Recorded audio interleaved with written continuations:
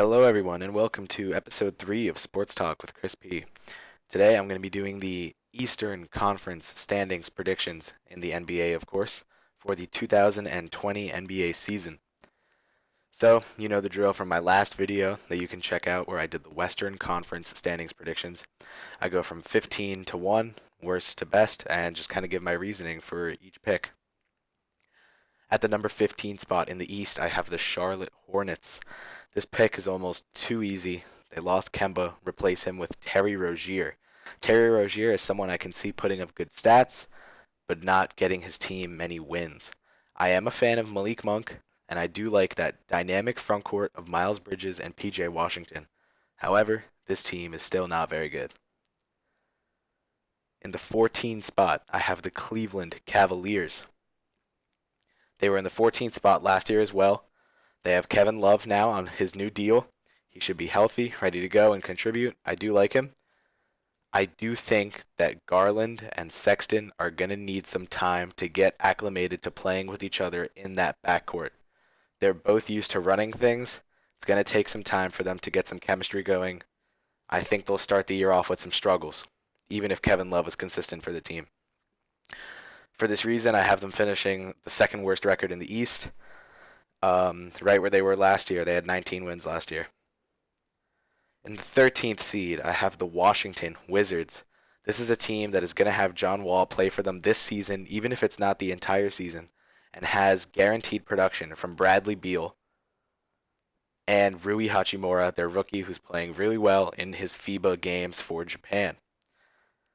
The Wizards don't have that many pieces besides Beal, Rui, I guess Thomas Bryant as well. They traded Otto Porter for Parker and Portis and let both walk. 13th seed I think is fair, depending on how long they have Wall for is kind of I think how they'll do. I thought 13th seed was a good spot to put them for this upcoming season. Right above them, the team that Jabari Parker signed with, the Atlanta Hawks.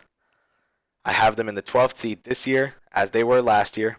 They have Trae Young and John Collins, Kevin Huerter, DeAndre Hunter and Cam Reddish at the wing spots, as well as Alex Len, who's a young center that they've been developing.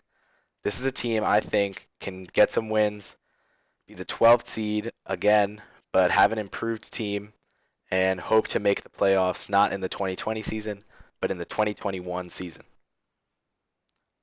In the 11th seed, I have the Chicago Bulls. This is a team that was in the 13th seed last year and won only 22 games, but now they've drafted Kobe White. They have Zach LaVine, Otto Porter, Lauri Markkanen, Wendell Carter Jr., Kris Dunn, Tomas Satoransky, Thaddeus Young. This is a team with some good depth, some good young pieces, and I think they're ready to win some more games than last year. Even if they're not doing that well. 11th seed still isn't a playoff spot, but it's a higher seed than 13. Definitely, I think they're going to see some improvement. The next team I have in the 10th seed is last year's worst team, the New York Knicks. The addition of Julius Randle almost went under the radar because they missed out on Kevin Durant and Kyrie Irving. But Julius Randle, Dennis Smith Jr., RJ Barrett, Kevin Knox, Mitchell Robinson, Bobby Portis, Marcus Morris, Elfrid Payton, Alonzo Trier. This is a team with so much depth. I don't know how well they'll gel together, but I think there will be at least some chemistry. I think they'll be able to get some wins going. Win enough games to get them in the 10th seed. Right outside of a playoff spot. Not in the 8th, but almost there. Better than 17 wins last year. I think they'll be able to double that this year if things go well. And I don't see them making the playoffs, but I see them with a lot of improvement. I think the X factor this season is Coach David Fizdale. If he can get this team working together, I think he can really win some games. In the 9th seed, I have last year's 10th seed, the Miami Heat. They lose Hassan Whiteside, traded him away. But they did get Jimmy Butler, and Jimmy Butler is a guy who played well for Philadelphia last year, contributed in the playoffs, kind of was their go-to guy late in the 4th, and I see him helping them win some games this year. They were 39 and 43 last year. I see them maybe with a similar or slightly better record this year, but in that ninth seed spot, 1 seed higher than last year. Right outside of the playoffs, not necessarily getting a spot, but they're right there, and maybe with some more young talent, maybe with the further development of Justice Winslow, they can win some more games in the next year and get a playoff spot in the 2021 season. There are a few teams on this list that I think can make a run 2 years from now, but not this year. In the first or the last playoff spot, I have the Orlando Magic having the 8th seed next season. This is a 42-win team last year in the 7th seed that's traded for Markelle Fultz and is kind of betting on him. But they still have Aaron Gordon, Nikola Vucevic, All-Star last year, Evan Fournier, Terrence Ross, DJ Augustine, Jonathan Isaac, Mo Bamba, some young pieces, some veteran pieces. This team is still going to win some games with their great defense and offense that I think has improved a little bit with the development of Aaron Gordon. Maybe Jonathan Isaac can get into more of a scoring role and really help bolster that offense in Orlando as well. I see them taking a 1 seed step back from last year, but still being in the playoffs. Obviously, not getting too deep in those playoffs, but they'll be there, I think. Above them, in the 7th seed, I have the Brooklyn Nets, the team that made the 2 biggest signings this summer besides Kawhi Leonard, Kyrie Irving, and Kevin Durant as the package deal with DeAndre Jordan. They were 42-40 last year, and the 6th seed. I think they'll move 1 seed back, maybe win a similar amount of games, with Kyrie leading the team as Kevin Durant sits on the sidelines for this year with his Achilles injury. But I think Kyrie, Dinwiddie, Allen, Jordan, Harris, Prince, this is a team with some good pieces, and they'll get some wins and they'll get their playoff spot. But I think they're a first-round exit for sure, especially without Kevin Durant. With Kevin Durant, it's a much different story. In the 6th seed, I have last year's 8th seed, the Detroit Pistons.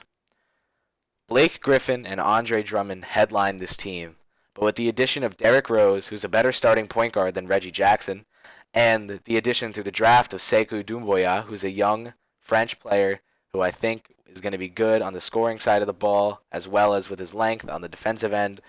This is a team that will win some games, I think, more than last year, get the 6th seed in the playoffs, not make it very far in the playoffs like the 7th and 8th seed, as I've predicted, but I think Detroit will be there. They'll win more games than people are expecting because Blake Griffin, in his last season, had just a few less threes than he had made in every other season in his career combined.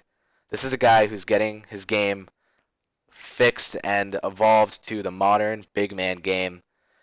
He was a good player. Now he's adapted to the modern game, and I see him and the developing Andre Drummond having a great year this year, leading them to the 6th seed in the playoffs. With the 5th seed in the Eastern Conference, I have last year's NBA champions, the Toronto Raptors. 58 wins last year with Kawhi Leonard. They lose him and replace him with not too much.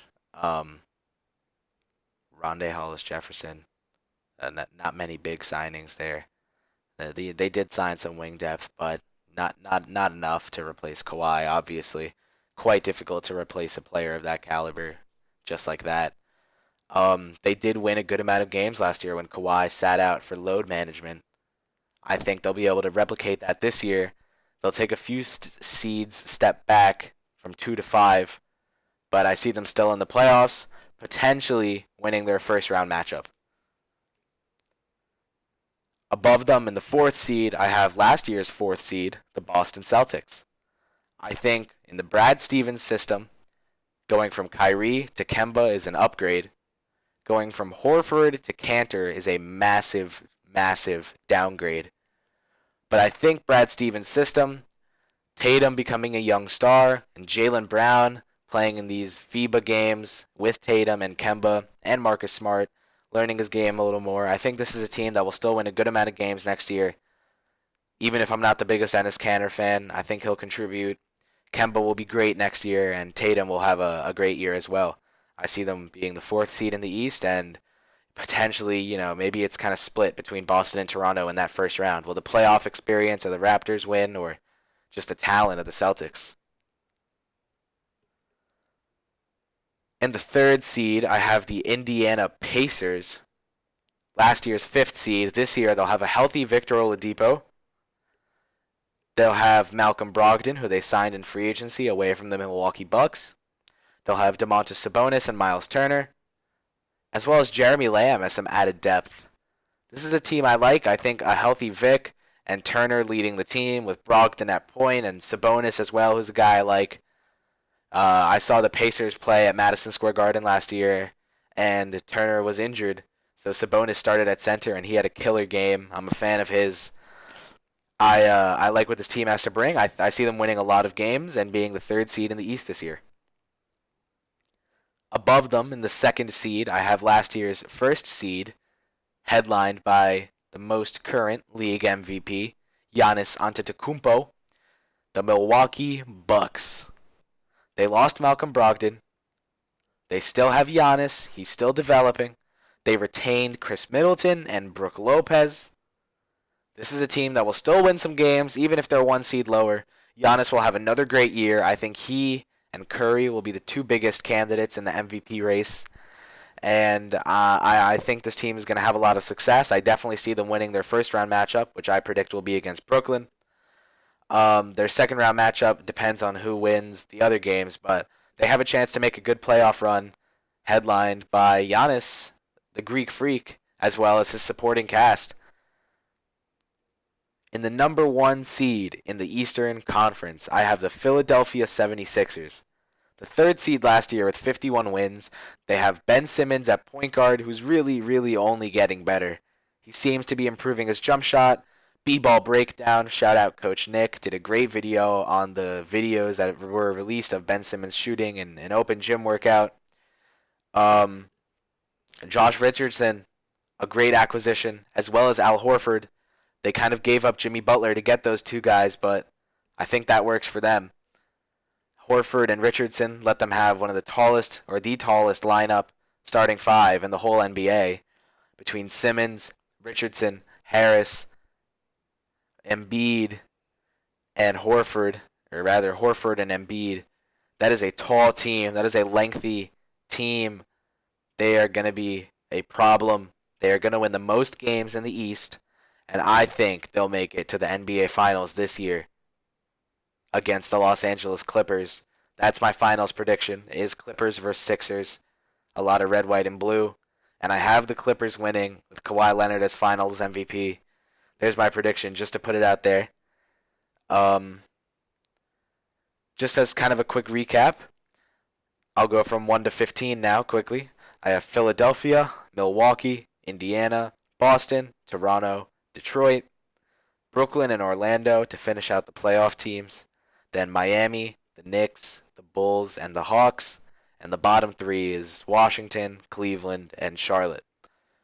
That's my prediction for the final standings of the Eastern Conference in the 2020 season.